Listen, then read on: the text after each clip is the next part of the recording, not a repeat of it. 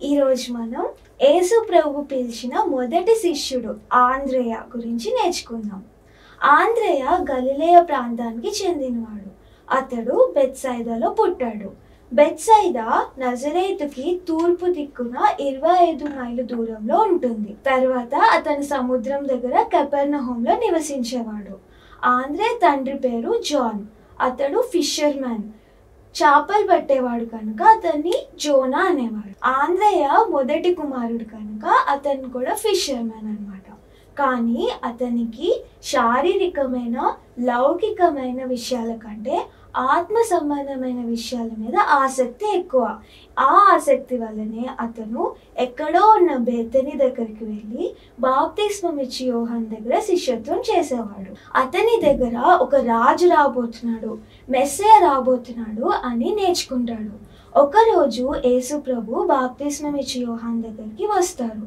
అప్పుడు బాప్తిస్మం ఇచ్చి యోహాను సువార్త మధ్యలో, behold the lamb of God who takes away the sin of the world, ఇదిగో లోక పాపంను మోసుకొని పోయే దేవుని గొర్రెపిల్ల అని యేసు ప్రభువుని గురించిన సాక్ష్యం విని ఆంద్రేయ ఆ రోజు నుంచి యేసు ప్రభుని వెంబడించడం ప్రారంభించాడు. యేసు ప్రభు పిలిచిన మొట్టమొదటి శిష్యులు ఆంద్రేయ, పేతురు. గలిలే సముద్ర తీరాన ఆంద్రేయ, పేతురు చేపలు పట్టుచుండగా యేసు ప్రభువు అక్కడ నడుస్తూ ఆగి, నా వెంబడి రండి, నేను మిమ్మును మనుషులను పట్టు జాలరునిగా చేతును, అంటే follow me and I will make you fishers of men అని పిలుస్తారు. వెంటనే వాళ్ళు వలలు వదిలేసి యేసు ప్రభుని వెంబడిస్తారు. 5,000 మందికి ఆహారం పెట్టినప్పుడు చిన్నవాడి దగ్గర 5 రొట్టెలు 2 చేపలు ఉన్నాయనే సమాచారం ఆంద్రేయ తీసుకొస్తాడు. పస్కా పండుగ రోజు కూడా అనేక మందిని బోధకుడి దగ్గర ఆంద్రేయ తీసుకొస్తారు. ఇలా చివరి వరకు యేసు ప్రభు పరిచర్య చివరి వరకు ఆంద్రేయ అతనితో సహకరిస్తారు. యేసు ప్రభు పరలోకానికి వెళ్ళిపోయిన తర్వాత కూడా ఆయన మాట విని గొప్ప సువార్త ప్రకటిస్తారు. ఆంద్రేయ సిథియా దేశానికి వెళ్ళి కాకసస్ మౌంటైన్స్ అంటే ప్రస్తుతం జార్జియా ఇన్ రష్యా, అక్కడికి వెళ్ళి కాస్పియన్ సీ వరకు ఉన్న సిథియన్స్ అందరినీ క్రైస్తవులుగా మారుస్తారు. తర్వాత బైజాంటియం అంటే ప్రస్తుతం ఇస్తాన్బుల్కి వెళ్ళి అనేక చర్చెస్ని స్థాపించి బిషప్స్ని అనాయింట్ చేసి గొప్ప పరిచర్య చేస్తారు. తర్వాత గ్రీసు దేశంలో థ్రేస్ ఇంకా మెసడోనియాలో పరిచర్య చేస్తారు. చివరిగా పాట్రస్ సిటీ ఇన్ అఖాయా, అక్కడ పరిచర్య చేస్తారు. అక్కడ ఏజియస్, ఒక రోమన్ గవర్నర్, ద ప్రొకాన్సల్ ఆఫ్ అఖాయా, వాళ్ళ వైఫ్ ఆంద్రే సువార్త విని మారు మనసు పొందుతుంది. అందువలన ఏజియస్కి చాలా కోపం వచ్చి సువార్తను అడ్డగిస్తారు. అప్పుడు వాళ్ళిద్దరి మధ్య చర్చ జరుగుతుంది. ఏజియస్ ఆంద్రేయతో నీ ప్రాణాన్ని పోగొట్టుకోవద్దు అని హెచ్చరిస్తాడు. ఆంద్రేయ ఆత్మతో నింపిన వాడై నీ నిత్య జీవాన్ని పోగొట్టుకోవద్దు అని హెచ్చరిస్తాడు. Aegeus warned Andrew saying, do not lose your life, while Andrew, filled with spirit, warns Aegeus saying, do not lose your eternal life.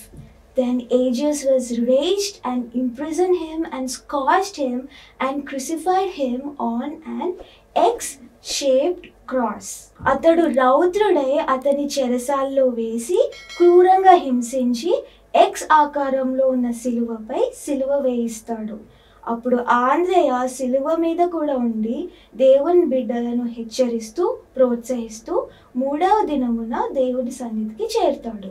ఆంద్రేయ చివరి క్షణాల్లో మాట్లాడిన మాటలు ఏంటంటే, accept me O Christ Jesus, whom I saw, whom I love and in whom I am. Accept my spirit in peace and in your eternal realm. యేసుక్రీస్తు నన్ను అంగీకరించు, నేను నిన్ను చూశాను, నిన్ను ప్రేమించాను, నీలో నిలిచి ఉన్నాను, నీ శాంతిని నాకు అనుగ్రహించి నీ నిత్యత్వంలో నన్ను చేర్చుకో. ఇలా గొప్ప పరిచర్య చేసి ఆంద్రేయ హతసాక్షి అవుతాడు.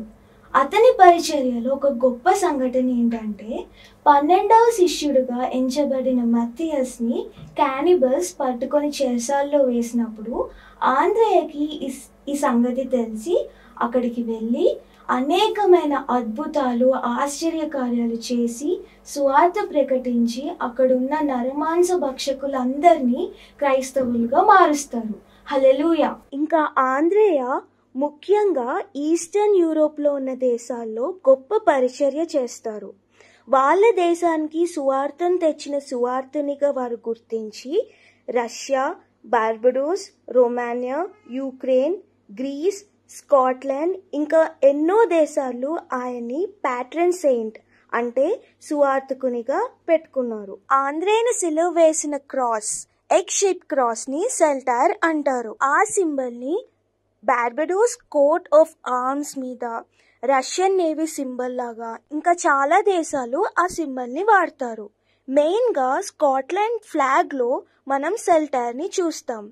ఇంకా ఆంద్రేయ చనిపోయిన రోజు 30th నవంబర్ ని స్కాట్లాండ్ దేశపు వాళ్ళు సెయింట్ ఆండ్రూస్ డేగా జరుపుకుంటారు. ఇంత అద్భుతమైన ప్రభావకరమైన సేవ అపోస్తలుడైన ఆంద్రేయ చేస్తారు. మనం కూడా ఎలాగైతే ఆంద్రేయ యేసు ప్రభుతో ఉండి పరిచర్య చేశాడో మనం కూడా సంఘానికి దైవ సేవకులకి సహకరిస్తూ సేవ చేద్దాం. ఎలాగైతే క్రూరమైన నరమాంస భక్షకుల దగ్గరికి వెళ్ళి సాహసోపేతంగా సేవ చేసి అనేకులు యేసు ప్రభు దగ్గరికి నడిపించాడో మనం కూడా అత్యంత సాహసోపేతంగా దేవుని సేవ చేద్దాం. ఆమెన్. God bless you.